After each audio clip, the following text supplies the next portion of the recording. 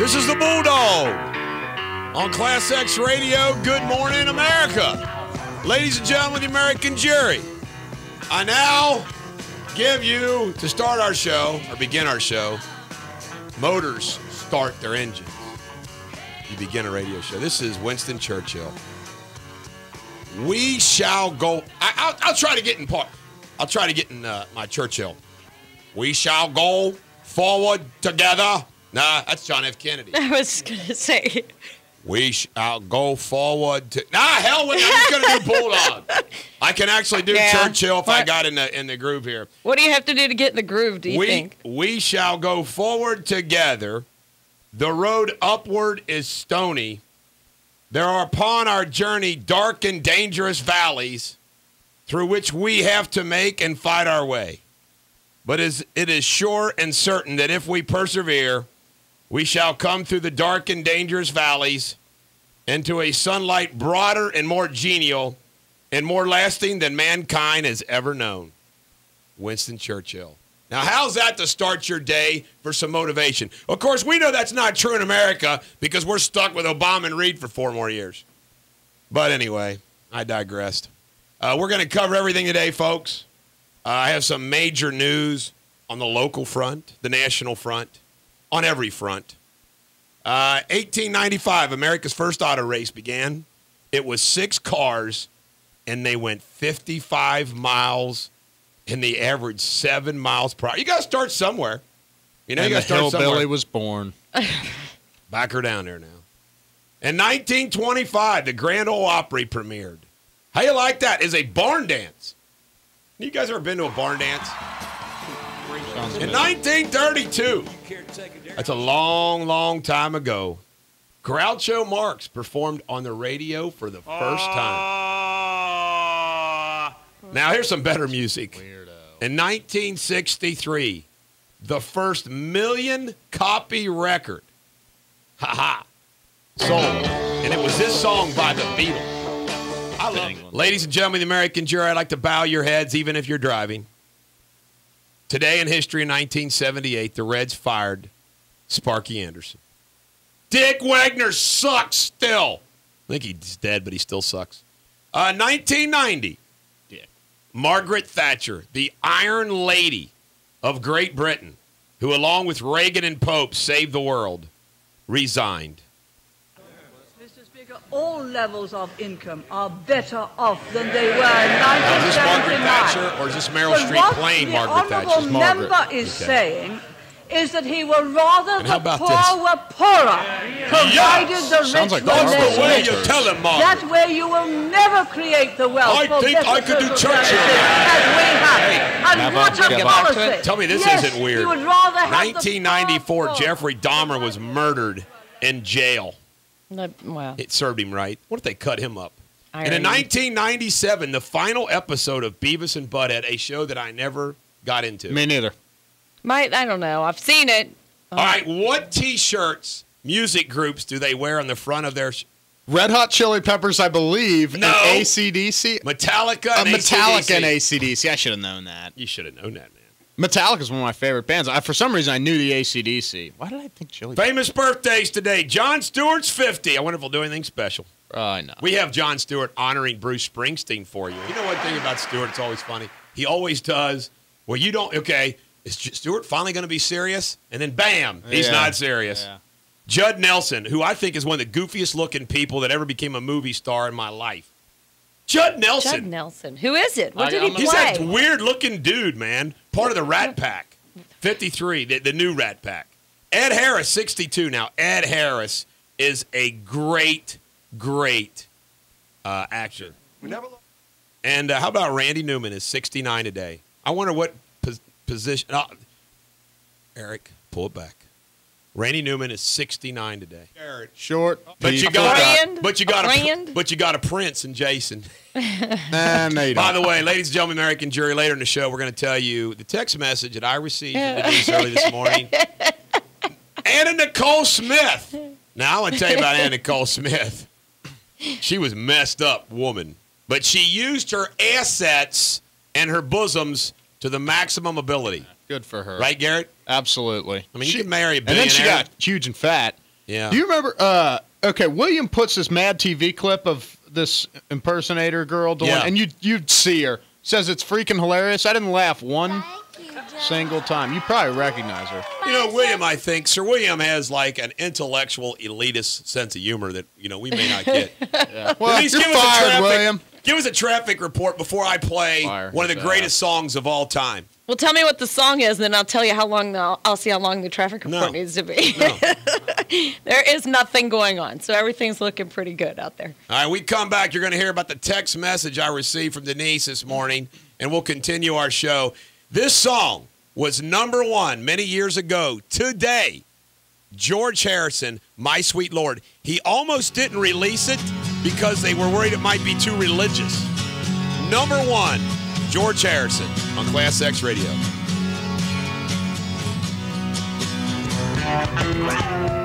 Eric Deters, the Bulldog on Class X Radio.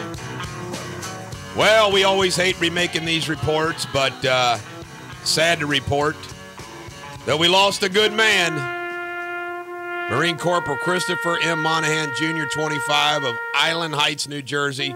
Died November 26 while conducting combat operations in Helmand Province, Afghanistan. He was assigned to Combat Logistics, Battalion 2, Combat Logistics, Regiment 2, 2nd Marine Logistics Group, 2nd Marine Expeditionary Force, Camp Lejeune, North Carolina. God bless him and his family, the Island Heights community, and all of our armed forces. All right, today is also known as Red Planet Day. I have no idea freaking why.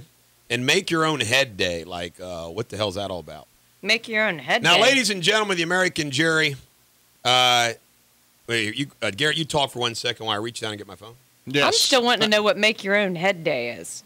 Did you hear him say that? Last night. Ignoring us. Or excuse me, early this morning, I received, just so you know, my crack radio team here. Jake always picks up my newspapers for me.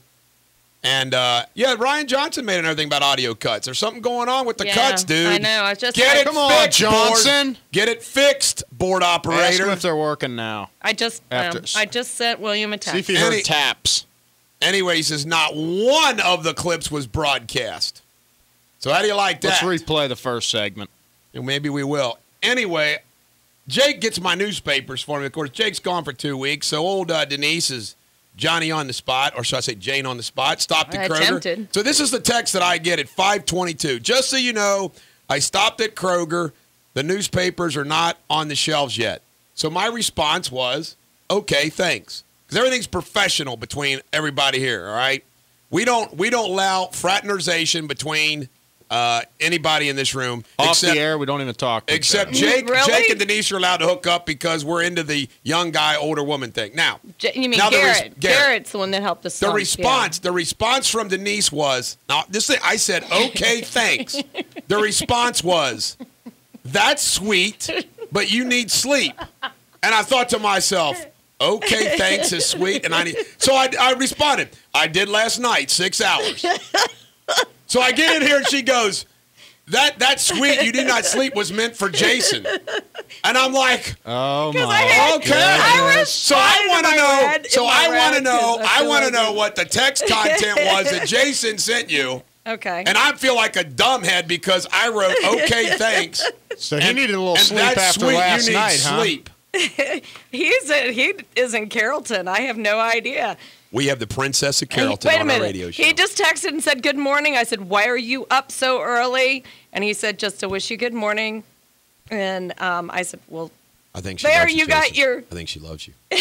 You got the text that said, well, that's sweet, but you need to sleep. It's like, why would you wake up for that? Put a ring on it, We're going to play some Barry Gordy. God, we're going to play some Barry Gordy later for you. They did. I did get a You know what? I am so glad I have fixed you up with Jason because you do know.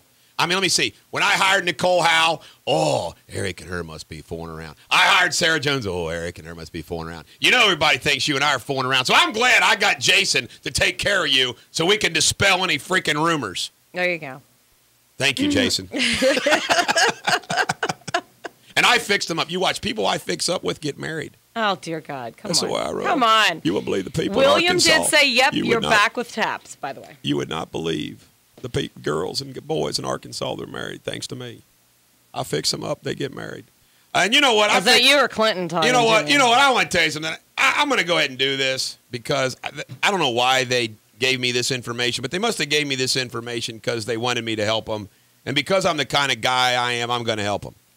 And we have a lot of listeners in both sides of the river. But if you're listening and you went to Simon Kenton High School from 1980 to 1980, you graduated in 1980 to 1985, those 5 years, or maybe that's 6 years, 1980 to 1985, there is a reunion. And this is going to be the funny part for this. There is a reunion somewhere on December the 1st. I have no idea where it is. They didn't even tell you where? No, they did, but I didn't read it.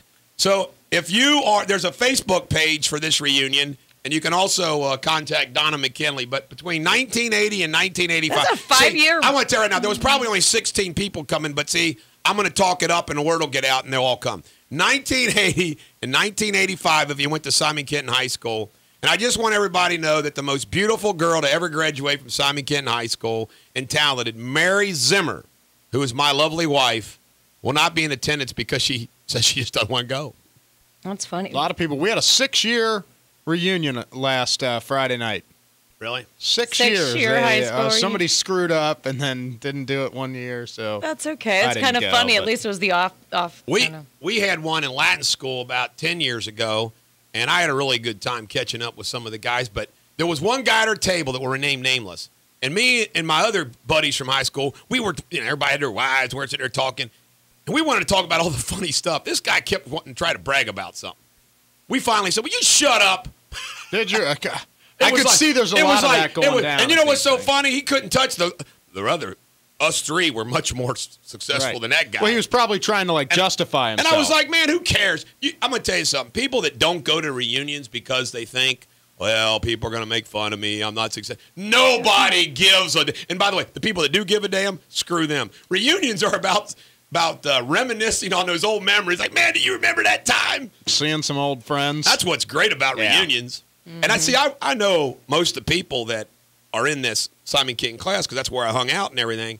And, hell, I'd kind of like to go, but my wife don't want to go. But that's a 5-year span. I'll be funny. I didn't graduate, but I'd go. Well, I wrote the book about the school, see, so that gives me some kind of reason. Well, I mean, you did go there, right? Earlier? No. Not at all? Not at all. I'm a Latin school Trojan. Oh, boy. Okay. No comments. No smart aleck comments about our name. We didn't. We just said okay. We said okay. Magnum XLs? But I tried to lead. No, super ultra. I want to tell you something right now. I want you to know that I tried to lead a movement. She knows some things, doesn't she? I tried to lead a movement. Jason last night to change the Covington Latin name to the Athenians because Latin school is supposed to be a brainiac school. So why not be the Athenians where Socrates, Aristotle, Plato, Sophocles. The Spartans were the warriors. The Trojans were warriors, okay? But no, it got shot down. Today's forecast, sunny high of 46. Thursday, mostly sunny. Friday, cloudy high of 57. What about traffic there, young lady? Not a thing. Nothing. How about She's got a new nickname. Denise Ribbed Johnson. Why ribbed? Rib, extra rib. You guys can say Magnum and you can say whatever. Ladies, I don't we're even talking know. about the gun in the TV show, Magnum P.I. Right? Oh, God. Sure. Who would think we were talking about anything other than that? Anyway, ladies and gentlemen of the American jury, this song came out when I was at Covington Latin School. And it got a lot of a lot of people thought it was anti-Catholic. I don't know. I just love the song. And it's going to get you fired. This is a feel-good song. And this is from the Spry collection. So sometimes the Spry mind and the Bulldog mind come together, and you get Billy Joel, Only the Good Die Young, on Class X Radio. I'm going to listen to this one myself. This is the Bulldog on Class X Radio. Oh, my God, this is hilarious. This is from the Prince of Carrollton. You look nice today, but you shaved your head. You didn't tell me you were an Indianapolis Colts cheerleader. Ah, dang him. I love Bimbo Man. I love you, Bimbo Man. I'm in touch with my other side of me. I can say that live on the radio, man. I love you, Bimbo Man. Let's Jack Wagon some people up, all right? John Huntsman, Mr. Plastic Man, urging the GOP to cool their attack on Susan Rice and Benghazi. Hey, John, go back to freaking China. You jackwagon? And we're going to jackwagon up the richest guy in the world. Why? Because we can. He said J.P. Morgan CEO Jamie Dimon would be a good replacement choice for Timmy Geithner as Treasury Secretary. Yeah, right. You jackwagon? U.S. Treasury declined to name China a currency manipulator. Of course, Mitt Romney would have. And how about this? By the power vested in me, we have a great friend and ally. And I tell you right now, you talk about a guy that transformed his public image and his reality. Good dude. As somebody that was kind of like looked at as a gadfly, and who would have ever thunk Mr. Fiscal Conservative, and a buddy of Willie's, a buddy of mine now, Chris Smitherman, reelected to a 2-year term as president of the local NAACP chapter. Let me tell you something, folks. You've been awarded Oracle status. And you know what I'm talking about. When you get knocked down and you get punched and you get kicked and somebody stands up for you, or something happens to your kid and someone helps your kid out, you never forget it. And when I had that stupid controversy that tried to be created by somebody who lives in his mom's basement, and, Channel 19 called Chris Smitherman, and Chris Smitherman said, Deters is fine. It's all okay. I mean, I got the president of the NAACP speaking up for me, and I will never, ever forget him doing that. And I want to thank Willie, too. Willie. He's a good guy. Willie helped me out there. NKU women's basketball got their first D1 win over Youngstown State, 66-64. You know what? There's going to be a little growing pains there, but you know what's going to happen? Their recruits will catch up with their division, their D1 stats. Oh, yeah. Both men's and women's. It's going to take a little bit of time. Think of the hotbed this area is for basketball recruiting. Yeah. Now that they're D1, they'll start pulling some kids. You're right. They have the good coaches there. It's going to be like, well, I'm not quite good enough to make UC, Xavier, UK, Louisville, Indiana, and KU. You want to stay in the area. Yeah, and D1. I mean, D1 is just huge. But You're right. It'll be a few years. All right, Kobe had a 40-point game last night, so we're going to give Kobe Oracle status. To our knowledge, he was not in the bedroom of anybody he wasn't supposed to be in. You've been awarded Oracle status. How do you like that? This is one of the greatest history stories of all time, and I've been advocating this. They just did a movie about Lincoln focused on one little segment. They need to do a movie about this. This is unprecedented in American history, and it was beautiful. There was a federal excise tax on whiskey that pissed off Western Pennsylvanians that they initiated what's called the Whiskey Rebellion of 1794. True story.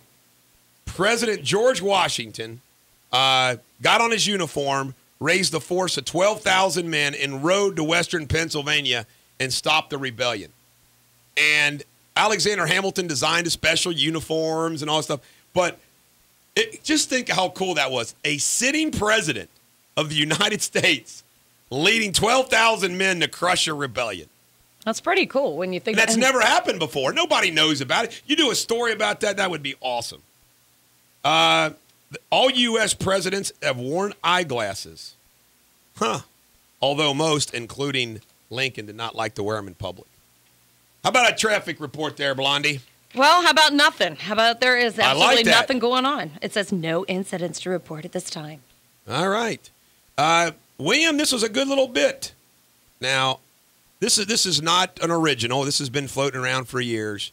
But I want to tell you something, folks. I was thinking coming in here today, when you do a radio show every day, I think generally you have to be your life's got to be in pretty good order. You got to be generally a happy person, because if your world's caving in around you, I don't know how you come in here and put on a happy face, although maybe some people can. I can't. I can tell you right now, folks, you will know if I'm down in the dumps, because it'll sound like I'm down in the dumps. But if you're down in the dumps, just listen to this story. And you know all this, but I'm going to repeat it. This man lost his job in 1832. He was defeated for the legislature in 1832. He failed in business in 1833. He suffered a nervous breakdown in 1836. He was defeated for Illinois state legislature in 1838. Was defeated for nomination to Congress in 1843. He lost his renomination to Congress in 1848. By the way, he ran as a Whig and was defeated as a Whig. Was rejected for land office in 1849. Was defeated for the Senate in 1854. Was defeated for nomination of vice president in 1856. was defeated for the Senate in 1858, elected president in 1861. Wow. Abraham Lincoln. Really? Is that not incredible? Uh-huh.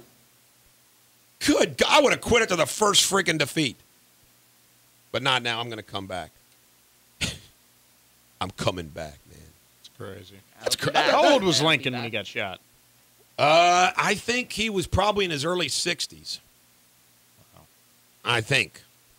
I should know that, but I don't. You know? I should know that. What did I see? I was at a museum one time, and I think I saw the chair that he was sitting in when he was shot. Yeah.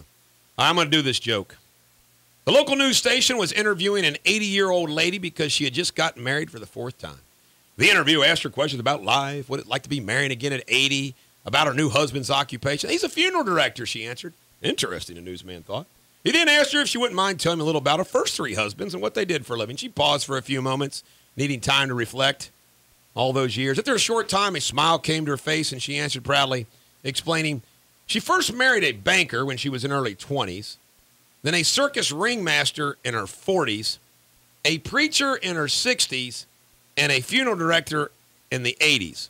The interviewer looked at her, quite astonished, and asked why she had married 4 men with such diverse careers. The 80-year-old woman smiled and said, I married 1 for the money, 2 for the show, 3 to get ready, and 4 to go. Hey, William, why don't you put a different joke in? Hey, that was a good joke, William. It is a good joke, but then you just put that in like 2 weeks ago. William, I'll slow it down for Garrett. Banker we got it. We got it. Master for the show. Yeah. Dog, you should know this. He's put that in like 2 weeks ago. You didn't. I know. Yes, he did. You read that a couple weeks ago. William did not. Yeah. William, I got your back here, man. Jack Wagon, you know what? William. If I can remember it and Garrett can remember it. Hey, has anybody bought our Powerball ticket? Because the drawing is going to be today. The cash option is estimated to be worth $325 million. There's $500 million in that sucker. I got to buy a Powerball ticket. I want to have a chance to win that thing. Can you imagine if we won and we came here on our show?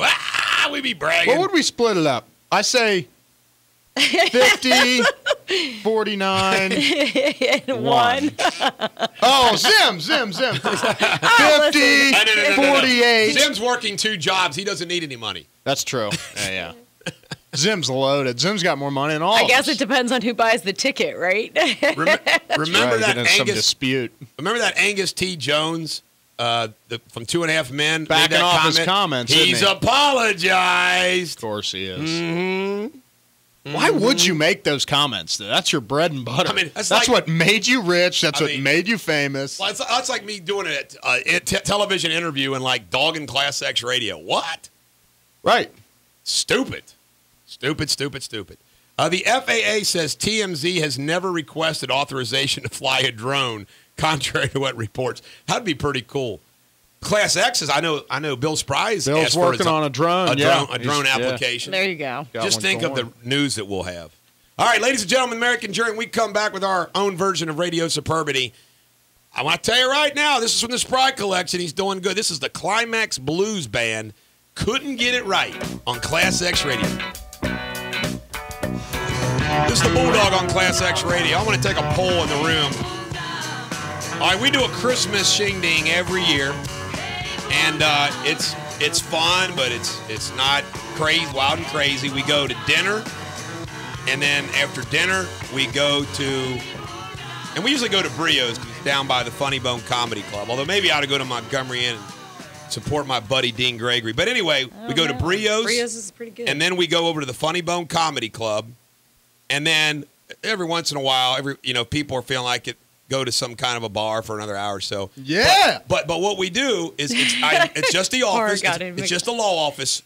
And don't get excited. Hold on a sec. No. You guys can come if you want. I have my radio team there too. But anyway, it's subdued and everybody has a good time. It's not wild and crazy, but it's a great time because you have good dinner and then you go laugh at the Funny Bone and everybody goes home happy. And I always do it on a Thursday night because everybody can kind of stumble through a Friday. And it's the one night of the year I get drunk, and I'm a happy drunk, and I'm a well-behaved drunk. I mean, I'm not like a drunk. That, he could come into work drunk. But I'm a happy drunk, and I do that for the viewing pleasure of my office staff who enjoy seeing me drunk. But anyway, the question is this. We've learned that it's just a better time because you don't have to worry about the inside office jokes and everybody relaxes more. And if you take your spouse, you're busy trying to introduce your spouse to everybody else. So we do it spouseless and dateless. It's just the people in the office. Now, is that the right thing to do? I mean, I can tell you right now, we've taken votes about this at the office, and everybody in the office likes it better that way. But some spouses, I think, well, what are they going to be up to? I can tell you, we ain't up to nothing. It just is smoother when you don't have to. Good time. It depends on how many people you have in your office and how many, I don't know. So what do you think? I say it's good to leave the spouses at home. I'll leave my wife at home. All right. That was a hard one. So anyway, I want to tell you guys, I'll invite you guys to the shebang. It's either going to be this next Thursday or the Thursday after. And in addition to that, we talked about the Christmas party. Yeah. Well, the Spries are working on it. Yeah, they were wanting somebody to host X it. Christmas They're going to party. have a big bash? They're going to have a bash. Sweet. Bash. Up at their pad or what? I have no idea. They're looking for a pad to have it. I don't know. Denise, your place? Yeah, mine's big enough. Britney Spears. Mine's big enough. She and her ex-husband have been hit with a $37,000 lien for unpaid taxes in the state of Florida. California, I mean. Let me tell you something, folks. That doesn't mean anything. I can tell you right now, I have fought in the past with the state of Kentucky when they think you owe something like bull. I still get these issues with Bulldogs. Bulldogs have been closed for 2 or 3 freaking years, and they're still saying, oh, you owe some sales tax. I said, no, I don't. It's an ongoing battle. And they threatened to put a lien. I said, lien on out. I don't care. Some people worry about that stuff. I don't. I'm disputing it. You want to file a $2,000 tax lien against me on some sales tax of Bulldogs? You go right ahead. Bulldog Nation doesn't care either. Bring it on. Bring it on. That's what I say. Randy Travis says that he's eliminated alcohol from his daily life. Hey, Randy, well, good move. Denise, what the heck did you just choke on and leave the room about? What was that all about? Jesus. I was taking a drink. Get yourself together and do a traffic report. I was taking a drink of coffee, and Garrett made the comment that he said his was big enough. The coffee went down the wrong pipe. I can't help it. Do you see what comes out of her mouth? Unbelievable. We were talking about houses in Will you do traffic, please? There's nothing going on. Good. How about this? This is huge. Laura Ingraham. And I like her. Huge. And I was her lead-in on the other radio station. Her contract has expired with Talk Radio Network. She's in talks with other distributors to pick her up. Well, that's a no-brainer, man. You know what I heard is that Class X was in the running Class X? for Laura Ingraham to take over. They need a 6 to 9. They're thinking about getting rid of the dog 6 to 9 show. No, 9 to 12. 9 to noon. Whatever. She's could be right after us. That's right, man. Radio. Will Smith and Russell Crowe, residents in Red Hook, Brooklyn, are angry with the actors over their new movie Winter's Tale because the equipment for the shooting is taking up needed parking space. Wow, God. Get over it. What else do we have? Dancing with the Stars. Melissa Rycroft won her Mayor Ball trophy last night. By the way, did you hear the one, Kelly Morocco? Well, and remember who won Dancing with the Stars. God, sore loser. I'm telling you, man. Yeah. Sore loser. I'm just kind of burned out on that. It's time for it to go away. I stopped watching it a long time ago. I did too. It's been about 3 years, actually. Never watched it. Really? In some local news, Ohio Senate President Thomas Niehaus put a stop to a bill that would have imposed a ban on abortions as soon as the first fetal heartbeat is detected. He cited the concerns the bill might have been found unconstitutional. Yeah, I'm a pro-life dude. 44-year-old Carlos Richardson was arrested yesterday and charged with murdering 20-year-old Candace DeMoss on November 18th. Oh, and by the way, Chief Craig has spoken on my police shooting clients. You know, Dontez O'Neill, who was shot and killed, and Robert Matthews, who is also was shot. Chief Craig goes, well, the video camera was in working order before the incident, and it wasn't during the incident, and it was after the incident. And he goes, even if it was in working order, it would not have captured the shooting. And I can assure you that this was not done by the police officer, blah, blah, blah, blah, blah. Yeah, and I'm like, yeah, right. Oh, and then it appears that the bullet that shot and killed Dontez O'Neill went through a car door first or window first. And I got to sit there and think to myself, what happened to this report that he got out of the car firing shots? It sounds like me like this freaking cop started firing shots while the dudes were in the car. Inside the car, yeah. You can't do that. The truth shall be told because we're filing lawsuits. Let it be first be told here. We're suing. Those poor moms. God love them. All right. Covington. The city will tear down the 100-year-old bishop's mansion that stands in the shadow of the cathedral to make way for a Walgreens pharmacy. Oh, my God. Oh, my God. I remember going over there and delivering stuff to the old bishop. You're tearing down a 100-year-old mansion for a Walgreens. Oh, my gosh. Aren't there enough? Isn't there one on every corner? Pretty much. I like Walgreens.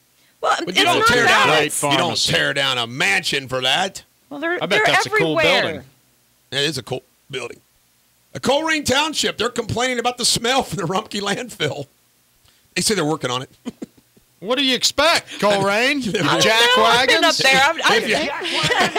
I mean, you live next to a landfill. Hey, you know what? I'm sympathetic for people that don't know about it. Like my St. Bernard folks didn't know that they were next to a toxic waste dump. But if you know that the dump's there or you're there already, you can't complain. Yeah. I wonder if it just depends on you're downwind. I was just going to say, it depends on the direction of the wind, because I would think that would shift. Hey, Sensible Don called me yesterday, but he didn't leave a message. Maybe this was what this was about. He said there's going to be broadcast advertising on Metro buses. The system will eliminate tokens and implement a 10 ride ticket. In other words, I think what you're being able to do is sell audio advertising. So, like when you're riding on the bus in the Metro in the morning, they could be saying, call the Bulldog. Call the Bulldog. Well, maybe you could just have the whole show on there. Class X Radio. Class X Radio. Oh, to like pump through the bus. Yeah. Oh, okay. Yeah.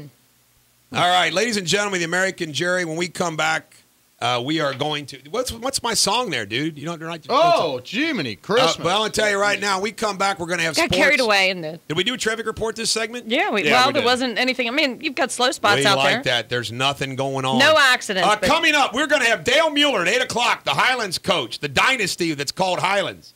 We're also going to discuss Marvin Miller, the Union Major League Baseball. He gave us free agency. He died yesterday at 95. We're going to discuss the bridge, Susan Rice, and Time Magazine's Person of the Year. Oh, this song is great. We played it not too long ago. From the Spry collection, I'm telling you, folks, this is probably a top 25 song of all time for me. Lou Gramm, Midnight Blues on Class X Radio. This is the Bulldog on Class X Radio. You can listen to us every morning from 6 a.m. to 9 a.m. on 88.9 FM or 89.1 FM. Also on ClassXRadio.com and theBulldogsNation.com. There's also an app for Class X Radio and also live TuneIn Radio. You can also text me at 859-250-2527. Any ideas, thoughts, or comments, as well as email me at eric@ericdeters.com. And seriously, if you got ideas, please give them to us. We love our fans giving us input. And we're always thinking of ideas and new bits. We're going to do a bit coming up at 8:30 to the 8:45 hour. This is my idea, and it's going to be called the Bulldog Sing-Along. And I pick out one of the songs that we're going to play, and I am going to sing along with the musical artist. We've already picked out a song for today. We're going to see how it goes. If you like it, let us know. If it sucks, please let us know, because I'll never do it again. And, make sure you put the dogs outside just so that it doesn't affect And we're going to do something here. Before we do sports, after the traffic report, Garrett and I are going to share with you, the first song of the hour I pick, and the rest we pick from the Spry collection, and we're going to demonstrate for you with clean language how that process works. But so first, the traffic report. Well, you know what? It's a pretty typical-looking morning. No accidents, which is definitely good news. You're just slowing down in all your typical spots. 71, right around the Ronald Reagan merge. Northbound 71, 75 in northern Kentucky looking pretty much the same from Buttermilk, 471. So no accidents, but, again, just expect those normal delays. We'll let them know if anything changes, though. Yeah, and if it's been a good morning so far for them out there. Thank you. And, if you've just tuned in for the first time on our show and you've been here last week, Greater Cincinnati Magazine picked us as the number one morning drive show in the tri-state. Sorry, Jim. You're getting old. It's time to retire. My good friend Jim Scott. We love you, Jim, but sorry we knocked you off. We just have a lot more fun. And you know what's really special about winning that It was the people who listened to morning radio that voted us the best. People's Choice Award. All right, here we go. This is how we pick the music from the Spry collection. Go ahead, Garrett. This is a bad list. All right, Pure Prairie League, Amy. No. Oh, that's a great song. I know, but I'm not in the mood for it. My sister's named Amy. Melanie and the Edwin Hawkins Singers. No. Laid Down. No. Bryan Adams and Rod Stewart and Sting, All for Love. No. And by the way, that was my wife's and my wedding song, but come on, morning radio. Horrible sucks song. for that. Next. John Anderson, Old Holy Night. No. Python Lee Jackson, No. and A Broken Dream. No. It's Alive, Can't Love Me. No, this is a bad list. I know. Average White Band, If I Ever Lose This Heaven. What? No, hell no. Ooh, Bob Dylan, Like a Rolling Stone. Yes.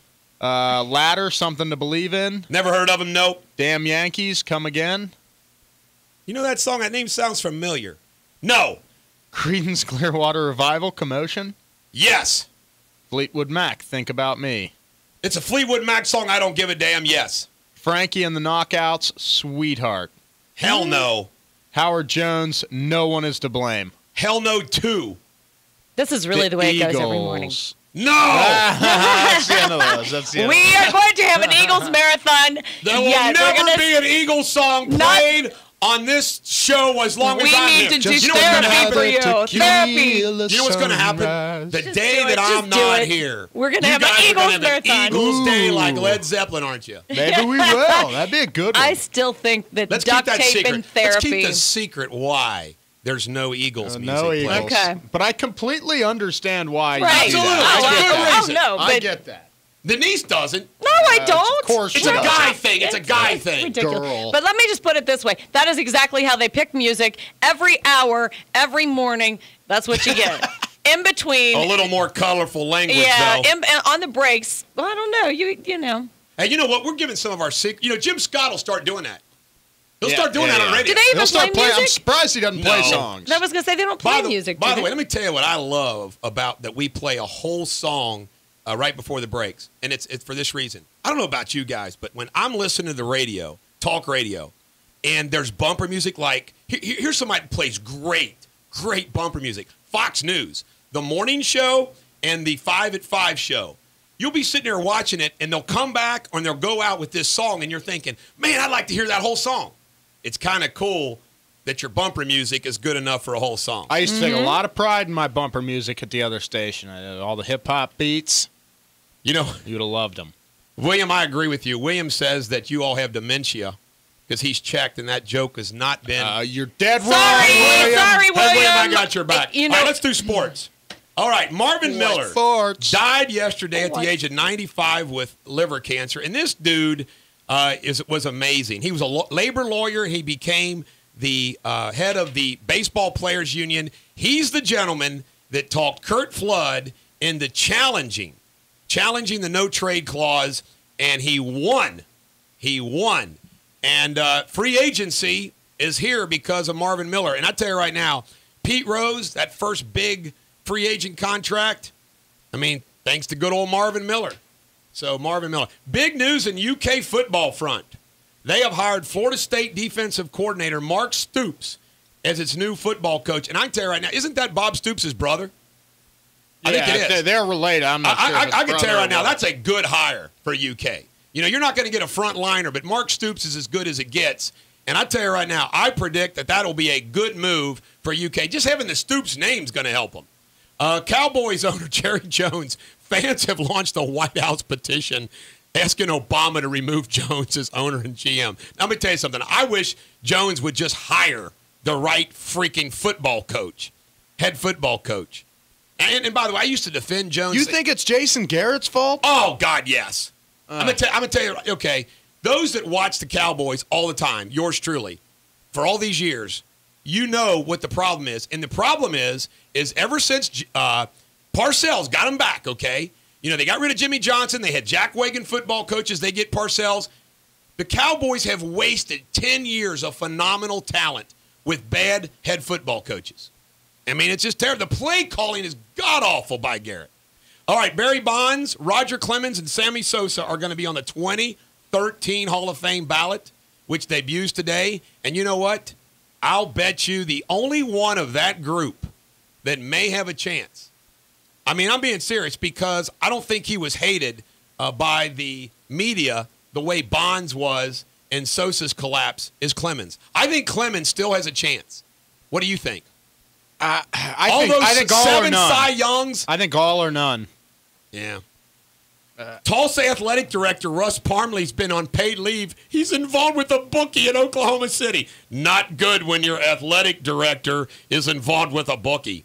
Arkansas football has reportedly offered LSU coach Les Miles, a great coach, 5-year, $27.5 million deal. Let me tell you something. If I'm Les Miles, I'm staying at LSU. I think the LSU and Alabama are the cream. Now, don't get me wrong. Florida's a great place, too, but there's just something about – but Florida has all those major national professional sports, too. Alabama football is king in Alabama, and with all due respect to New Orleans sports, LSU football is king in Louisiana. Yeah. I would never leave. Big East, they're talking to some schools. Who's the schools that might be coming in? I forget the name of the school. We'll skip that. NCAA basketball. Let's give Oracle status to Indiana. I want to tell you something right now. Seriously, to Angie and Zim. You've been awarded Oracle Impressive. status. 83-59, number 14, North Carolina. Not chump change. Indiana waxed North Carolina, Garrett. Beat them handily. That is an impressive freaking win. Michigan, 79 over North Carolina State, 72. Let me see what else do we have in sports that's worth mentioning. Ohio State plays tonight. Number 4 Ohio State versus number 2 Duke at 9:30. That game's worth tuning into. Kentucky play tonight. No, that's all we've got in sports. Well, ladies and gentlemen, the American jury, you heard how we picked it, and I decided that Bob Dylan, the second great musical poet after Bruce Springsteen, like a rolling stone on Class X Radio. This is the Bulldog on Class X Radio. Coming up, we're going to have a discussion about the toll bridge, Susan Rice, Sandra Fluke, and the quote-unquote Person of the Year nominations. And we also have Dave Mueller from the Highlands calling at 8 o'clock, or we're going to call him. And I want to tell you something right now about Highlands. I'm like everybody else in northern Kentucky. You hate Highlands out of respect. It's everybody but Highlands. But I tell you right now, I got respect for the program. Always have, always will. Sure, they recruit.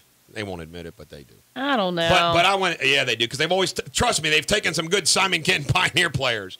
But anyway, bottom line, I mean, it's not illegal recruiting, but the bottom line is I got great respect for him.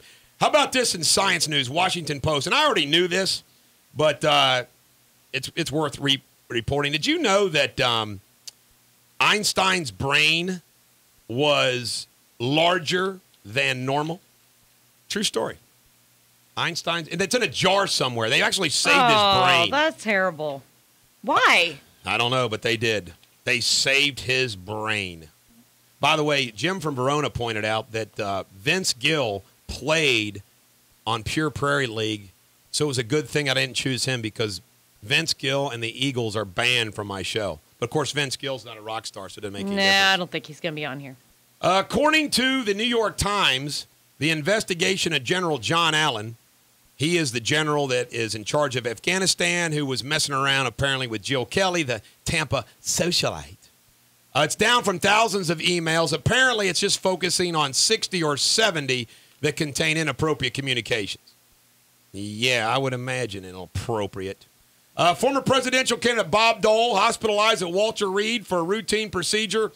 Expected release. Bob Dole. You can't keep Bob Dole down. Bob Dole will be just fine. Bob Dole will be getting out of jail. Getting out of the hospital. Bob Dole. Obama signed a law protecting airlines. The new law shields U.S. airlines from having to comply with greenhouse gas standard adopted by the EU. Wow, something favorable. How do you like that? Alan Simpson and Erskine Bowles, the two men, are being paid $40,000 each to speak about budgets and baselines at events around the nation. Go ahead and cash in, baby. Speaking of Obama, ladies and gentlemen, the American jury, it caught my eye last night on a news program that the EPA's regulations are just pounding businesses. They expect like the boiler, the whole boiler regulations could cost like 80,000 jobs, that the regulations on fracking could increase a cost to a well $500,000. Just on and on and on. That just pounding away at business and job creators. So, I don't know. That's going to be interesting. 4 women who served tours in Afghanistan or Iraq have filed a suit against the Pentagon seeking to end the ban on women serving in combat. You know what, Garrett? Now listen, I respect the military. Everybody knows that. But I'm going to have a comedic moment. At least I hope it is. Us too. If I'm away from home, a long, long way from home, like overseas, and I'm in Afghanistan and I'm in Iraq, and I think they probably still have foxholes, right? Now, Garrett, what would you rather be in? A foxhole with some dude or a foxhole with a woman combat fellow soldier? With a fox, I think he's saying. She hot? Who cares? I do. She hot? Yeah, she's hot. Okay, yeah, she's hot. All right, the woman. No, I mean, I get the argument. Even if, like, same deal with gay people. I would rather have a gay guy in the foxhole with me. I mean, it's just an ugly. Why? Just a chick in general. Just because it's a different. Physically, men are different from women. It's just how it is. Okay, strength-wise, yes, but to shoot a gun, I think it would be a distraction. Yeah, you know how I don't want to be in a foxhole with a hot chick. Well, yeah, it could be a little distraction, but I'm just talking about the physical capabilities. And do you think a guy would have to feel like he had to protect her because it was a woman? Oh no, mentally. I mean, because hold her in front of me. Soldiers I know, but no, no, I missed it. He said he'll hold her in front of him. I'm an equal opportunity as far as that goes, but yeah, hey, take her. Hey, here's some ancient history for you, folks. She's right here. True story. You know what the Spartans did? The Spartans run. They started training their young boys like at 8, 9, 10. They had to go out and kind of forge for themselves. True story. They did. They matched up a young boy with a veteran Spartan soldier, and they were like gay lovers. And part of the argument is if they had that connection, they would fight for each other stronger. So isn't it messed up? Isn't that strange that the baddest Greeks, the Spartans, were a bunch of gay soldiers? Interesting. It isn't. It's kind of sad. But actually. you know, back in Roman and Greeks' time, homosexuality and pedophilia was not freaking looked at as a bad thing. Yeah, it's messed up. We have progressed in Western civilization. No ghosts. I tell you what, her mind is unbelievable. I'm thinking back then. Think about it. Shepherds and goats. We need some help, Jason. We need some help. Please, please, please. In the gutter. No, I have no problem physically with. I'm talking about back in the Spartan days, back then, and I don't know. Come on. I mean, physically, women couldn't be able to hold up. I mean, what about when you start moving and you're holding 50, 60 pounds of gear, probably more than that? Yeah. To be there, they'd have to have been trained to do it. I mean, they'd have to physically be. I see your point because physically, yes, you guys have strength. I guess if they could do all the exact same thing that the men can do in the training. I know there's some big women. There's some pretty big women that are. I'm stronger than either one of my boys. I mean. No, you're not. Yes, How old are they? They're 20 and 22. There's no way. I am. Well, then your boys are pansies. My God. All right, turning to politics. Representative Tom Cole, Republican of Oklahoma, is urging Republicans to go along with the plan to raise taxes on the wealthy. I think we ought to take the 98% deal right now. It doesn't mean I agree. Remember what my game plan is. You agree to it and point out all of the cuts that now have to be made because it's not going to do any good whatsoever. Now, we got a cut here. Demonstrators from the group ACT UP, which promotes legislation for additional resources to fund AIDS research, stormed Boehner's regular office around 12:30 yesterday.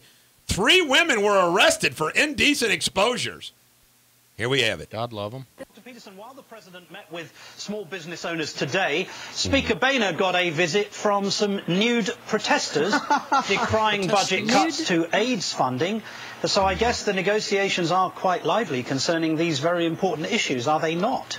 They are. And again, these protesters are raising the real issues of humanity that we need to have more humanity in these discourses. And I'll concede the point that it's not a false equivalency, but the way that we are sort of talking about the fiscal cliff is we're not acknowledging what our priorities need to be. So, for instance, if we cut military spending the way the fiscal cliff will, why did the women protest nude? I mean, we done a traffic report yet? You know a traffic report, Denise? Get on Class X Radio. Is that what it was? Get their story on Class X. Okay, well, got it out there. We are for women protesting in the nude.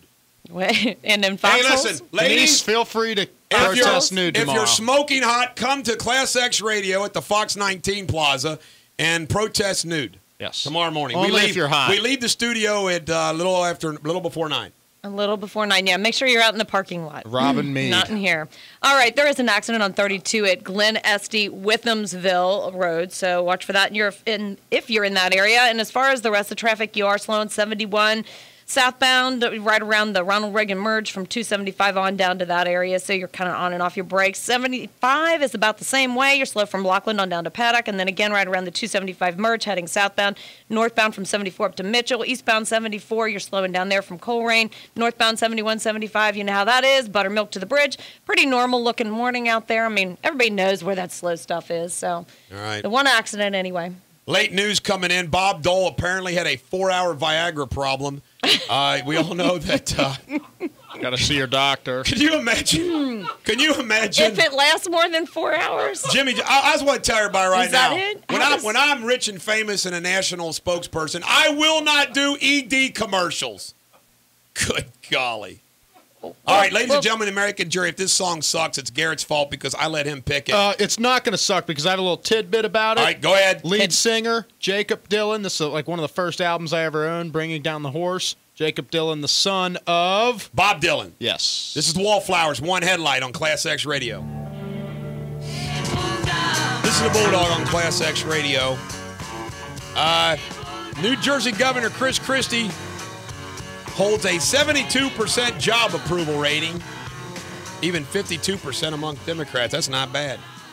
By the way, a fan pointed out to me that my initials are ED, so I would be a perfect spokesperson for ED commercials. I always use my middle initials to separate that, ECD. There you go. Then again, you could roll with that even, actually. I was just going to say. Oh, my God. Let's play the clip about Susan Rice, Garrett. Susan Rice clip. Would anyone else like to chime in on that? We are significantly troubled by many of the answers that we got from and ED. some that we didn't get concerning evidence that was overwhelming leading up to the attack on our consulate, the tragic deaths of 4 brave Americans, and whether Ambassador Rice was prepared or informed sufficiently in order to give the American people a correct depiction of the events that took place. It is clear that the information that she gave the American people... You know, it's interesting that New Hampshire Republican Senator Kelly, I don't know how to pronounce this name, Ayotte of New Hampshire. She's on Fox News a lot lately. Her and McCain and Graham, they're more disturbed than before about Susan Rice after those meetings. So it'll be interesting. Speaking about Susan Rice's meeting with senators on Capitol Hill, Jay Carney said there's no unanswered questions about Ambassador Rice. I can't stand him. Obama's job approval, approved 51%, disapproval 41%. You know, it's not going to change. We're just stuck right where we are. Obama fell behind Romney and voters above the age of 30, with Obama capturing 48% and Romney 50%. But Obama won the underage 30 group 60-36. You know what that means? The smart people knew better. Sorry, folks. I am a supporter of young and youth. I hire lots of young lawyers, but they're not as smart as those of us that have experienced a little bit more life. That's just a fact, Jack. Not one major committee in the U.S. House will be headed by a female. Uh-oh. What? Uh-oh. Paul Ryan obtained a rules waiver to lead the House Budget Committee for a 4th term. Paul Ryan, he was a disappointment, folks. I was high on him, and I'm not as high on him anymore. I'm just not. How about this? Hurricane victims aren't happy about old Obama. They said they used her photo op and made promises for political advantage. Duh. Why don't we play that for him, Garrett? I mean, you know, like these people didn't know that they were being used. I think it was pretty freaking obvious they were being used. I was very excited and felt warm by the embrace, thinking, warm embrace. This is really going to happen. I'm going to get the help I need because he promised that. And it's been almost a month now, and I've gotten no help and gotten nothing but, no, you're not covered for this. No, you're not covered for that. And it's because of the way the storm hit and what the water rising that I'm not covered for any contents in the entire business. I expected when I was introduced to the director of FEMA and the president. Black Friday gun sales soared. 154,873 background check requests were reported by the FBI, 20% over last year. How about that? Home prices rose 3.6% in September from a year ago. Prices are up 7% through the first 9 months. Cyber Monday through a review. Though companies reported strong online sales, the growth declined.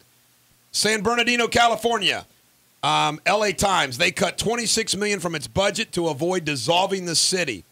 It faces a $45.8 million shortfall. Wall Street Journal opinion, some 48 million Americans depend on Medicare, yet the program is threatened by waste, fraud, and abuse. They haven't done a damn thing about it. North Korea continuing to ship missiles and chemical weapons to Syria. And what does America do? Not a damn thing about it.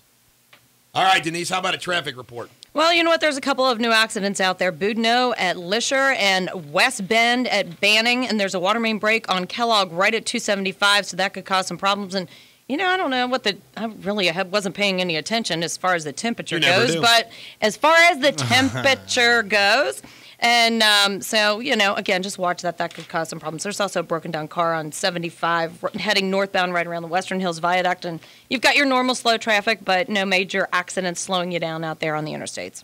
All right, ladies and gentlemen, the American Jury coming up between now and the end of the show. We got Dave Mueller, the Highlands High School football coach at 8 o'clock. I want to thank Chris Monzell and Greg Hartman for calling in yesterday.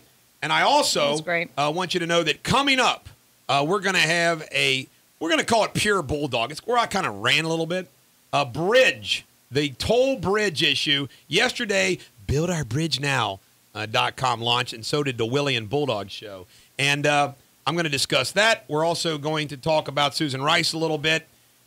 We also are going to comment about Sandra Fluke being nominated as a Person of the Year by Time Magazine. Also, student loans. You're going to love this. And we're going to have a sing-along. The Bulldog has been asked to sing along with this song, and we're going to have that. So we're going to have lots of fun coming up. The Bulldog sing-along, and, you know, that's kind of like the Disney sing-alongs. You know, maybe you could come up with little videos where the kids could sing along with you. Do we have an SNL clip today? It's okay if we don't. I'm just asking. Ooh, no. What? I couldn't think of a good one. Did you ever see I have been asking forever. Adam Sandler, when he did that bit with his girlfriend, broken up, when he has her picture up there, I think her name's Debbie. Oh, the phone thing. And he calls and hangs up on her, and he says he's getting over, but he's really not. I have asked and asked and asked to no avail. We're going to pause 5 seconds while I look at the Farrah Fawcett poster. Pause. That's just boring, especially for me. All right, I'm back. It was supposed to be a moment of silence. Will you shut up when we're doing a... You know what? It was a moment of silence because he was silent. Jesus, America. Eat your nutsack-looking M&Ms. You know what do you think somebody on the road thinks? She still does not know her role. No. Do the traffic and be quiet. Do you know what? Traffic. All those people out there thought you went off the air for 5 seconds. No, they didn't. Yeah, they did. We announced what we were doing. They don't want to listen to you watch. A moment of silence for... Okay. I'm sorry, Sylvia Vergara is so much better. We're going to do 5 seconds of silence as I gaze at the Raquel Welch poster.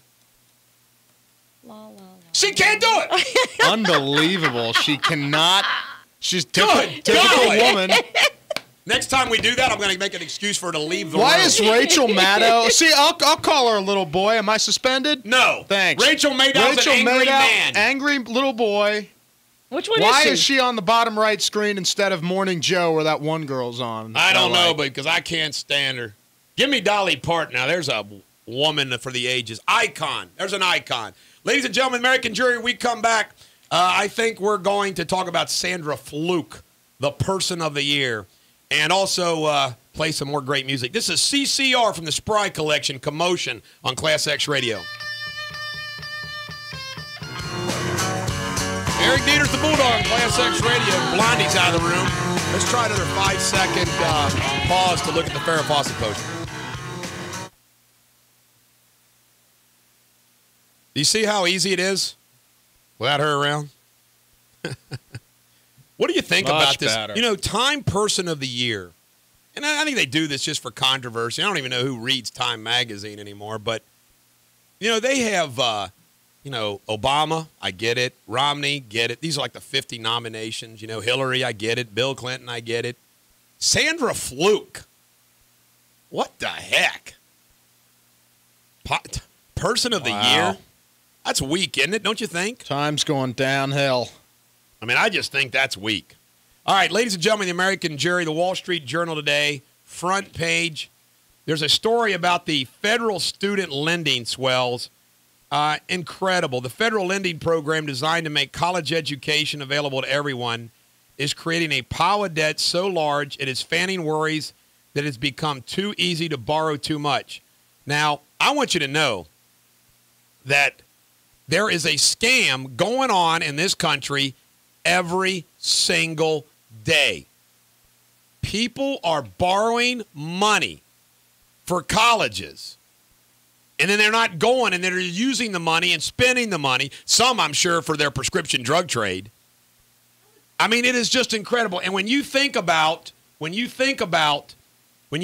this issue, and let me give you the numbers. U.S. student loan debt rose by $42 billion, or 4.6%, to $956 billion. Payments on 11% of student loan balances were 90 or more days behind. Delinquency rates are at an all-time high. Nearly all student loans are made directly by the government, which asks little or nothing about borrowers' ability to pay. And old Barack Obama is saying, boom, boom, boom. I'm going to tell you something. Ladies and gentlemen, the American Jury, the Founding Fathers did not say a free college education is something that the federal government ought to be involved in. The Founding Fathers did not envision that we would be involved in giving away prescription drug medicine. The Founding Fathers didn't think the federal government would be taking care of anybody that home was destroyed by a storm. I mean, we have lost all sense of what the federal government should be spending our federal tax dollars on. I mean, it's incredible. It is beyond incredible. And coming up after the Dale Mueller interview at 8 o'clock, the topic's going to be this toll bridge issue. And you're going to love what I have to say about that. But, I mean, it goes on and on and on. And what's amazing is the Democrats' positions on taking care of this spending problem, as being reported, is that the senators and the House of Representatives, their position is hardened. They're taking a tougher stance on negotiations, which is bad news for our country. I don't get it. And you know what? We just saw those numbers. 66% of those people under 30 years old voted for Barack Obama. Well, who are these people under 30? What are the odds of those people under 30 our children being somebody who's into the green world, who are into another thing, federal government paying for contraception, the federal government paying for a college loan, gay marriage, on and on and on. The liberal agenda, the socialist agenda, is very appealing to those under 30. But traditionally, come on, young people are idealistic. They don't know all the facts. You know, they think everything's hunky-dory. They don't understand fiscal budgets and deficits and so forth and so on. But it's incredible. So what are we going to do about the student loan program? We're just going to let it just keep going. I mean, well, you know what? Can I ask you something? I didn't read it. I didn't hear the whole thing. But both my boys had student loans, but their money goes directly into an account. They're not allowed to have it for anything. It's automatically deducted that goes towards their schooling. So that's not all the case. Cincinnati State. I'll tell you right now. I got a whistle. I'm representing a whistleblower at Cincinnati State. She says that there are people going through that freaking place getting money. They don't even go to class.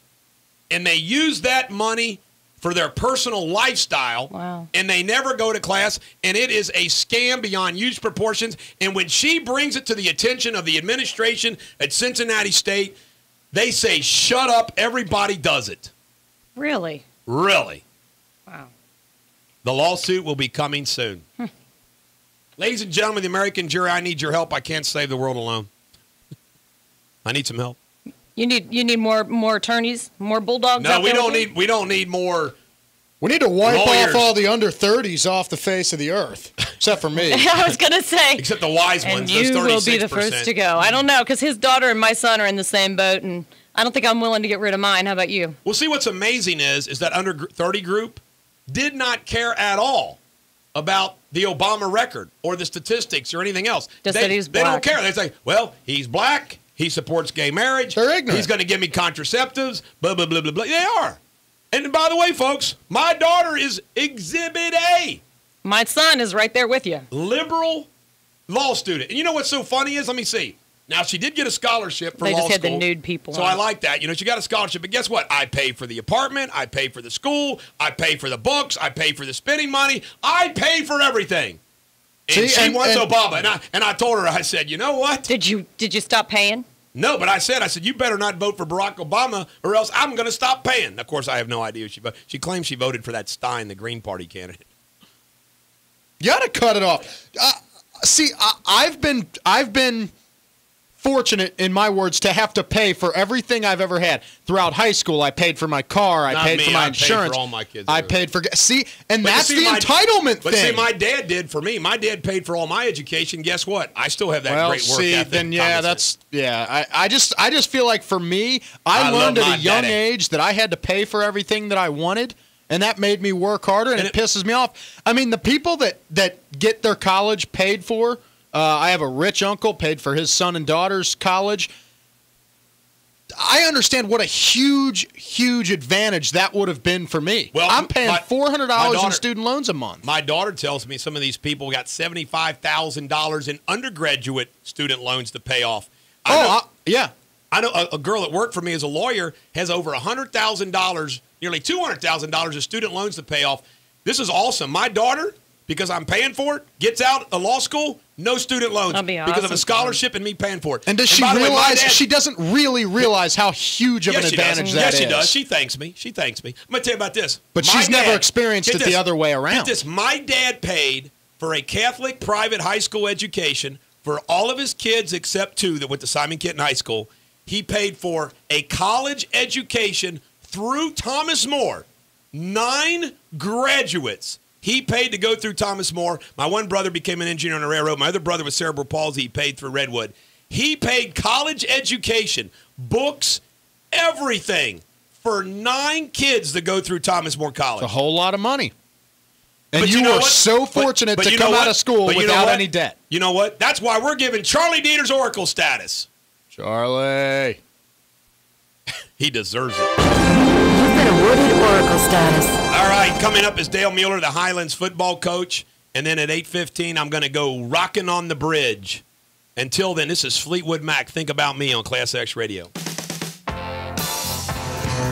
This is the Bulldog on Class X Radio. I want to tell everybody right now that when I was a young boy and a big Dallas Cowboy fan, the team that I hated was the 49ers and Joe Montana because of that catch with Dwight Clark. But I've always respected Joe Montana. I've respected the 49ers. And I have also great respect for the Highlands football program, which has been led by Dale Mueller now for many, many years. And joining us now on Class X Radio is Dale Mueller, the Highlands head football coach. Dale Mueller, thanks for coming on today. You're welcome. Thanks for having me. Dale, I want to tell you something right now. You guys are now, let's let everybody know this. is the championship game this coming week? Yes, this Friday, 8 o'clock our time. Okay. And who do you play for the championship? Martha Lane Collins High School. I've never heard of them. Now, how many championships would this be for the Highlands Bluebirds? 22 and 6 in a row.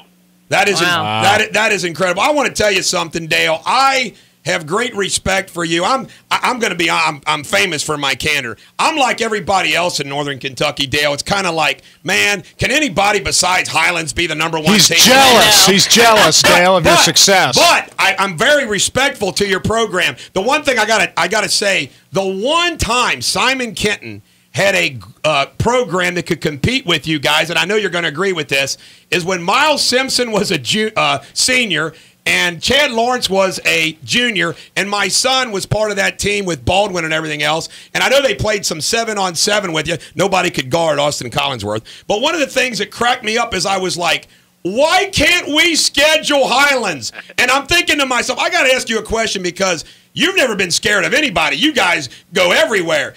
Why couldn't Simon Kenton play you that year? We have a real difficult time finding games. A lot of times people just don't want to schedule us for various reasons. So we really have to go all over to find teams. Next year we're playing a couple of teams from Bowling Green. I mean, we just have to travel all over. We're basically begging teams to play us. I got to ask you, I can't have you on and not ask you this question because this is the question that I think most of the people that are listening that follow high school football would have. By the way, congratulations on the defeat of Xavier 2 years ago. But I got to ask you this, what is the key? In other words, Highlands football year after year after year, what would you say is the key to that dynasty? Oh, without a doubt, the key to the success is the same key to anybody's success in any profession, in any endeavor you do, is just trying hard. Man, see, if you want to be a good doctor, you want to be a good lawyer, you have to try hard. And our guys try so hard on a year-round basis. They're athletes all year long. They might play other sports, but they are trying hard to physically develop all year long. You know, it's just like anything. When you focus on excellence and you don't tolerate what's not excellent, that's the results you get. It drives me nuts, Dale, when I see other programs that I was like Notre Dame football is a great example. You know, I'm sitting there thinking of in UK basketball in their lean years, and I'm thinking to myself, Dallas Cowboys, like why Jerry Jones doesn't tolerate the excellence of Jimmy Johnson or Parcells, and you bring in somebody. So, I give you lots of credit. I mean, you're the leader of the band, so to speak. So, I got to give you credit. So your kids also do things like, and by the way, you're right, as a lawyer, and, I'm probably the most popular lawyer in the tri-state with Joe Q Public right now. And you know what? I work 20-hour days, Dale. It just doesn't happen. I heard your kids practiced on Thanksgiving night. That is true. We Love it. Always practice on Thursday. We call it pregame practice. That's always an evening practice. And so when we play the day after Thanksgiving most every year, and that's just the time we practice. Practice at 7 o'clock Thanksgiving night. I love it. Gary, you're really busting your tails. Dale, I'm curious, did you get a chance to watch any of the USC Notre Dame game on Saturday night? No, I didn't. I'm a high school football coach, and really during the football season, I spend so much time watching high school football. If I'm not watching, I'm either watching my own game, studying that, or watching tape of who we're playing. I'm sure you're. Let me ask you strategically, real quick. USC 4th and 1. They're down 9 points. They're 4th and goal actually on the goal line. He already said he doesn't answer those questions. Well, I'm just talking straight. Do you kick the field goal there? Do you kick the field goal? You got to go down one score, right? 4th and 1. 4th and 1 from the goal line, and they're down 9 points. Dale, I want to apologize for my board operator asking you a stupid question. I got an important question. It's important. I could answer that though. I didn't see the game or actually know what happened, but if it's late in the game and I'm down 9, 4th and goal, I'm going to go for the touchdown because I want to then score there, and now then if I've got to get the onside kick, I've got the chance to kick a long field goal, where if you kick a field goal there, now you've got to go down and score a touchdown. Right. Much easier to Good kick analysis. a long field I see goal that than it argument. is to score a touchdown. I got to ask you this. You have a wide receivers coach over there that I understand is probably your only weak link on your coaching staff. Is he going to stick around another year? No, I don't think so.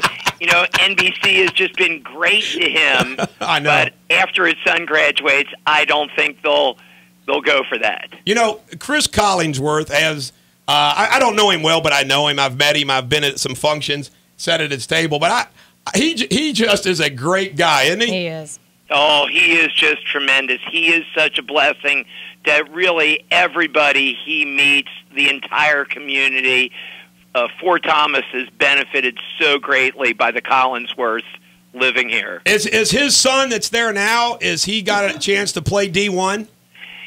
He is a Division I player, but he has had an injury and probably won't be able to play college football. That's a shame. How about Austin? Is Austin still with the Notre Dame football team? Yes, he was injured this year and had surgery, but he is still with the Notre Dame team. You know, the one great thing about I know Holly and Chris are both smart, so I'm sure that their children, if they don't play D1 sports, it's not going to make any difference. I'm sure they're going to get great educations, particularly getting a Notre Dame education and being on a football team that's going to play for the national championships. Yeah, there's nothing wrong with that, is there? Yeah, I think of their 3 children who have gone to college so far, they've gone to Florida, Notre Dame, and Harvard. Wow. Not bad. Well, Dale, good luck on Friday night and keep up the winning tradition. I got all the respect in the world for you. I only just wish, see, one day, Dale, I'm going to, see, here's my dream job, Dale. I'm being totally serious. I want to be, when I retire from law, I want to be a high school head football coach, preferably at Simon Kenton, and you're going to be probably coaching for 30 more years. So I'm looking forward to the day where I'm on the opposite sidelines of you trying to defeat you. That's the day I retire. He doesn't want the dog against the bird. God love you, Dale. Thanks for coming on. Good luck. Thank you. Thanks for having me. Thanks, Dale. All right. That's funny. You know what, man? You got to respect success.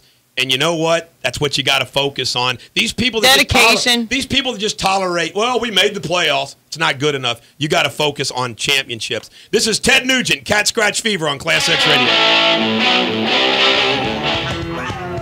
This is the Bulldog on Class X Radio. How about a traffic report there, Blondie? All right, we got a couple of accidents out there. One on LaFuel at Queen City and another one on Queen City at Sunset. Isabella right around Cadillac Avenue and Wetzel at Prentice. So I've never heard of that street, but again, so a couple of problems. You know, northbound 7175 is really the slowest traffic. Southbound 75 right around the Ronald Reagan merge. But other than that, it's really not looking too bad out there, at least from what I can see on the cameras.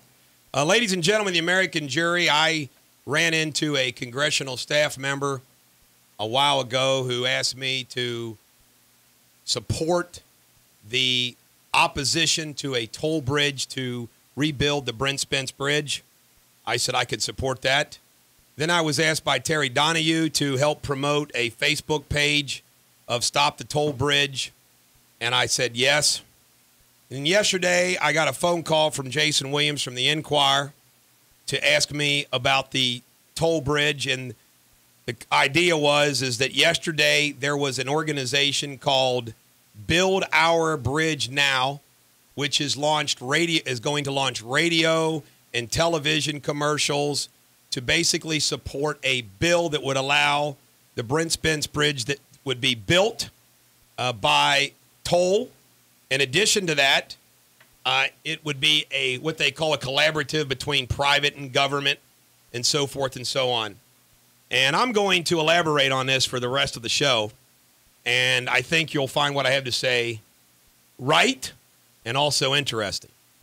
First and foremost, it is absolutely beyond ridiculous that we have a bridge, the Brent Spence Bridge, which carries the traffic from Interstate 75, one of the most important interstates in the country, because the truck traffic, vacation traffic, and commuter traffic that comes from Michigan all the way to Florida and down 75 is significant. And everybody knows that the bridge needs to be rebuilt. Well, there is something in politics which is just raw power. A governor has a lot of raw power. A president does.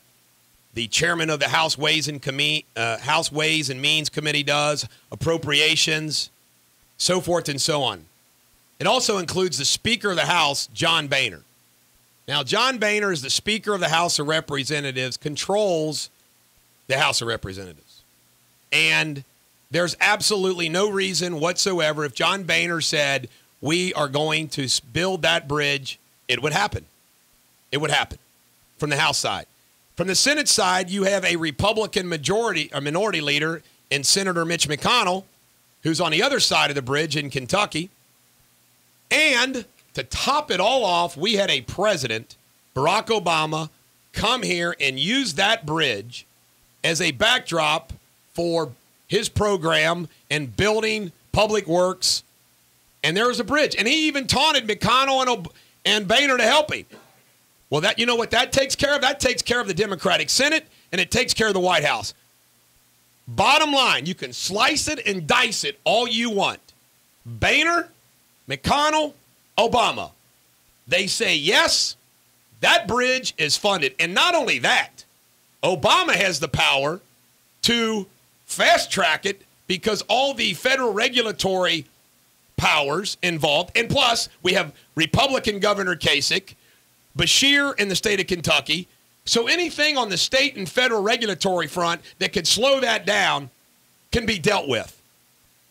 That is what needs to happen, plain and simple. For the federal, and I want to make it a symbol. I told Jason Williams of the Enquirer this. I want to make it a symbol of what federal government tax dollars should be used for. We can spend $800 million on Solyndra and get nothing. I say $2 billion for a bridge which is needed. Are you kidding me? We can build roads, bridges, hospitals, and schools in Afghanistan and Iraq, none of which are toll. And we can't build our bridge? Now, I contacted Willie yesterday, and I was very grateful that Willie sees it the same way I do. And Willie immediately started pounding away. And as he said, there's an alliance between Willie in Ohio and the Bulldog in Kentucky.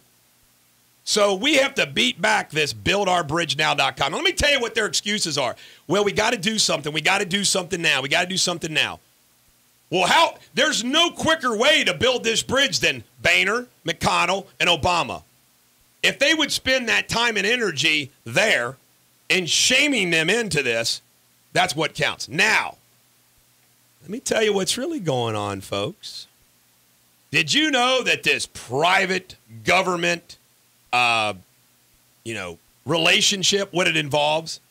Well, it involves hedge fund kind of people putting together a deal to where they sell bonds, and the bonds are paid by the people paying the toll, which is easy to do. It's a great investment. And the question becomes, who are those people? Who are the individuals that will gain significantly financially on this collaboration with the government, which are really just looking out for themselves, not you and me that go across that bridge. I go across that bridge at 5:50 and 9:10 a.m. every single day at least. Plus, I practice in Ohio. All my lawyers are over here in Ohio. I mean, are you kidding me? I'm not going to have a little card. I don't want to have a little card that goes through there every day. I don't want to be backed up on that toll. And I saw Channel 19 News last night. Mike was going around interviewing people, and your average Joe was like, "Are you kidding me? I don't want to pay. I don't want to pay a toll." All it is it's like Larry Forgy said about the lottery: a tax on hope and an excise on misery. all the people paying that toll. This is Exhibit A. This is a federal interstate highway. It's the federal government's responsibility. The federal government ought to build that. We don't need private dollars. In the business community, I had the guy from the Inquirer laughing. I said, you know what? This is always they form these committees, the chamber, the bar association, all these people. They have these committees and then subcommittee. I'm the committee on this and I'm the committee on this. And they hand out plaques and they hand out awards and they have little goals and they have all these little things. They have the little meetings, make themselves feel good and feel important. Makes me want to puke. This is government power. This is an example, is it not, folks? There is not one single American that could beat me in a debate on this issue. And I challenge anybody from buildourbridgenow.com to come on this show and debate me. You can come in the studio. You can call in. And let me just tell you something if you haven't noticed this in the past, because I would throw out these debate challenges on the big one. And I've been throwing them out the last couple years, and I throw this one. Do you know what's funny? No one ever accepts. You know why? Because they know I'll destroy them. So let's see if somebody from buildourbridgenow.com has got the guts to debate me. You can call in anytime you want. You can come in here in the studio. Let's have a debate about what this is really about. Build our bridge now. What a joke. Boehner, McConnell, Obama. McConnell better have the best interests of Kentucky at stake. Boehner better have the best interests of this region at stake. And Barack Obama's already endorsed it. How do you like that? Something Obama, McConnell, and Boehner can all agree upon. So here's my message to the ladies and gentlemen of the American jury and Class X radio and the taxpayers in the tri-state. It's time to raise hell with Boehner, McConnell, and Obama. Well, we don't need to raise hell with Obama. He's already on board. I tell you right now, Solyndra, Brent Spence Bridge, are you kidding me? Say no to paying the toll. And there are consultants making money, and there's private people making money, and investors making money. And, I'm a capitalist.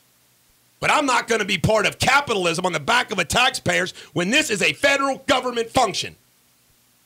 Should we pay tolls for tanks? No. We come back. More on this on Class X Radio. This is the Bulldog on Class X Radio. Garrett, what do you think of the toll bridge issue? Horrible idea, but I never use it, so whatever. It's just ridiculous. You go the other way, don't you? Like those people from Kentucky. You travel east. Yeah. Very rarely do I go on the Brent's bench, but I do. It's such a major roadway. They need to pay for it. It's it's a major artery in the United States from north to south. When I've traveled across the country, around the country, particularly Midwest and the East, I have noticed that toll roads are usually the secondary ancillary road. Still can be an interstate. But when you're talking about the volume of traffic going across that bridge, and even if they widen it, which I'm sure that they would with a new bridge, it would be a colossal nightmare. Well, more than that, it is a shameful tax on all the people that are using it. And when you're talking about here's a great example. Our federal tax dollars are rebuilding homes in New York and New Jersey, which it shouldn't be used for. And yet we don't get to use federal tax dollars to take care of a freaking federal function bridge. This just brings I want to use this. I think we need to elevate this. For example, when you try a case to a jury, when you can make the case about something more than your own client, like a cause. For example, the Sarah Jones Dirty.com case, to me, is about more than just Sarah Jones and the Dirty.com. It's about the slandering and libeling on those type of smut websites, okay? Well, this needs to be, the opposition to the toll needs to be a symbol of this is a good use of federal tax dollars and is the correct purpose of federal tax dollars, and use it as an example of the anti-Solyndra type waste of federal tax dollars. How messed up is it Federal tax dollars for abortion, federal tax dollars for contraceptives, federal tax dollars for free college, federal tax dollars for hurricane victims, federal tax dollars, on and on and on and on. But we got to use toll money and hedge fund deals to build our bridge. It's a bunch of BS. Stupid. But back to your point about clogging up, it's not. It wouldn't do that. First of all, they would make it a lot wider. The lanes, but you get the pre-pass thing. All the truckers have that. Everybody around here would be forced to buy it, which is where their toll money goes to each year. Only a select few that are just crossing. Like when I drove up to Chicago, we have to actually stop and pay the toll, throw our change in the bucket or whatever, and go on. Just because we're using it once, we have no need to buy the pre-pass. Everybody that lives in the area just goes right on through. Well, they still pay, but they pay up front, basically. I say it's bun to cry. What about you, Denise? What's your thoughts? I don't know. I think it's ridiculous, and I think you talked about it earlier, and private people are going to be the ones that come out ahead on it as far as being able to make the tolls, and I still think it's going to cause problems. I still think, if it wasn't there, what would everybody north do? It has to. Let me just share with you something else on this issue that just makes me angry, all right? And I'm going to name names. As a taxpayer in the tri-state, it always troubles me, and people want to bash welfare. And, there's some welfare fraud out there, no doubt about it. But when you check out what the cost is of food stamps in this country, and I want to tell you something right now. And thank God for food stamps, because we don't want to have people starving. But you know what food stamps cost American taxpayers? I want to study. I got to get somebody to do this for me, or I got to take time to do it. Maybe William can do it for us. But I'm very anxious to know what the total amount of state and federal corporate welfare is. See, corporate welfare makes me far angrier than food stamps. Why? Because there is zippo need for it. Let me give you an example. The Deters company and Snappy Tomato Pizza. And I love that I'm able to have this perspective. I'm very fortunate as a talk show host. Only talk show host. Well, Willie has this experience too. Maybe that's why Willie and I are a lot alike. See, Willie has private business experience, law interest. Well, so do I. Well, I can tell you right now, as the owner of a corporation that employs about 500 people, multi-million-dollar worth of gross revenue, the Deters company, Wendy's franchises, Blue Pantry franchises, real estate, Snappy Tomato Pizza, okay? We have never one time asked for or received from a city, a county, a state, or the federal government some type of a corporate tax break or credit to build a Wendy's, to do a project, or anything else. You have people like Bill Butler from Corporex, and I like Bill Butler. I got nothing against Bill Butler. But it's like he's go down to the state to this Ovation project over there in Newport to get tax credits and tax breaks. All these people, tax credits and tax breaks. Ohio and Kentucky competing for these businesses to locate tax credits and tax breaks. And it's kind of like, why the hell should a taxpayer pay a damn thing to help a business? That business audit, is the project going to work on its own or freaking not? So corporate welfare angers me. So what you have in this case, and I will help expose it. Willie will help me expose it. I'm going to tell you right now, you have some people that are going to get filthy rich. Some more things that bother the hell out of me. The casino stuff, okay? It's kind of like, okay, why does Rock Gaming get chosen for the casino license and get filthy rich on casinos? It's kind of like, guess what? They could award Garrett Sablehouse the casino license for Cincinnati. And Garrett Sablehouse, before he left the studio, would have countless rich people calling him to be his partner. And even though Garrett Sablehouse doesn't have any money, he could be the licensee because he's got plenty of backers. It's so unfair that when you include government, taxpayers, welfare, and they hand out these deals, it's like, why? It's like the Northern Kentucky Casino of Kentucky. I was like, well, I'd like to be the person with the license.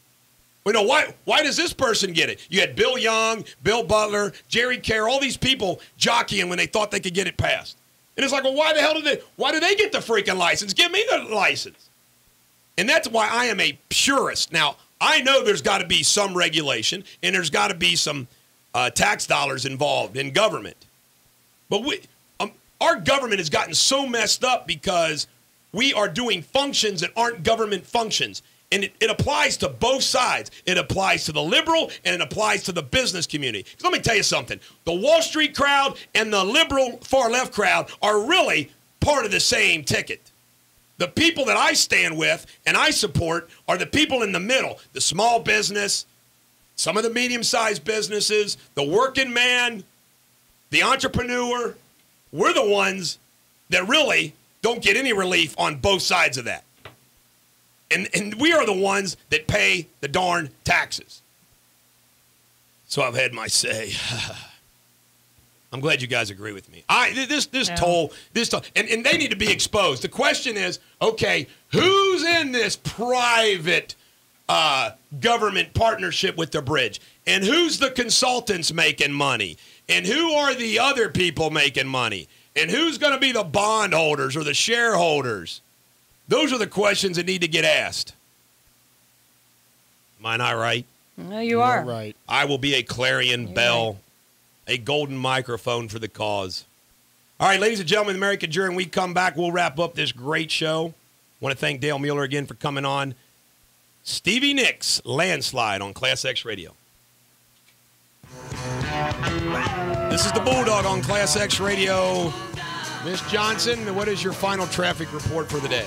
Well, you know what? There were several accidents earlier. They've cleared most of those out of there. I can't imagine that any of them are left. Not seeing any problems on the interstates. It looks like 7175 northbound. You're a little slow still from Dixie to the Bridge. Said there's an accident Queen City at Sunset that's still out there, so just watch for that. But other than that, looks like things are clearing up. A little foggy out there, it looked like this morning, or hazy, but should be a nice day. All right, ladies and gentlemen, the American Jury, you count on me and William to bring you all the news from across the country, locally, across the board every day.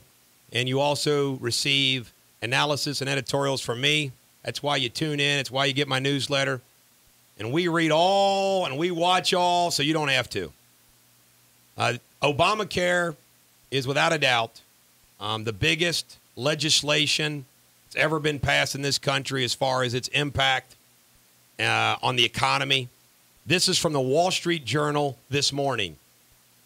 Obamacare is due to land in a mere 10 months, about 300 days. And the administration is not even close to ready. So naturally, the political and media classes are attacking the governors and state legislators who decline to help out. Mostly Republicans. They're facing a torrent of abuse in Washington and pressure from health lobbies at home. But the real story is that Democrats are reaping the GOP buy-in they earned.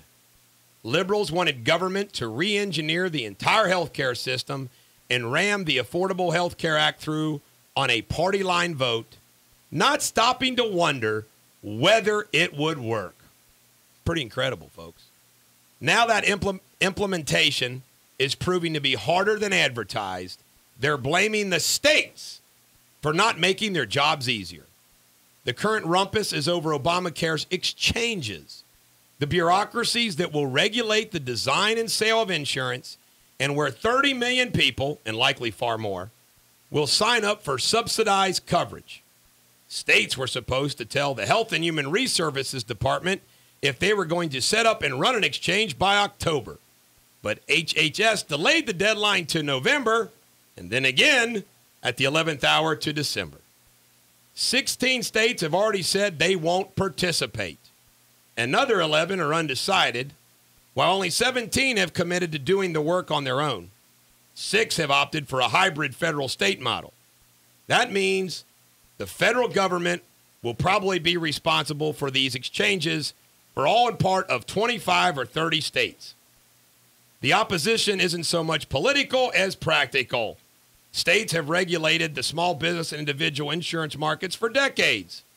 Now they're supposed to toss everything out for a complex Washington rewrite, which is still being rewritten. The exchanges will also help enforce the individual mandate and premium increases. They'll also have to spend a ton of money. Ohio estimates it will cost $63 million to set up an exchange and $43 million to run it annually. Most spending will go to information technology in an era when many states still run Medicaid using paper forms and pneumatic tubes. These systems are supposed to allow consumers to review health plans online, pick one, and then ping HHS and the Internal Revenue Service to determine who is eligible for what subsidies. Private businesses spend years developing and refining such consumer software. States need to fund call centers to field queries and even hire navigators to actively encourage people to enroll. The main problem is that states are being conscripted as federal contractors. HHS has declined to reveal basic operational details, except to make clear that state-based exchanges won't really be run by states. No matter which option is chosen, said Scott Walker of Wisconsin, Wisconsin taxpayers will not have any meaningful control over the health care policies and services sold to Wisconsin residents.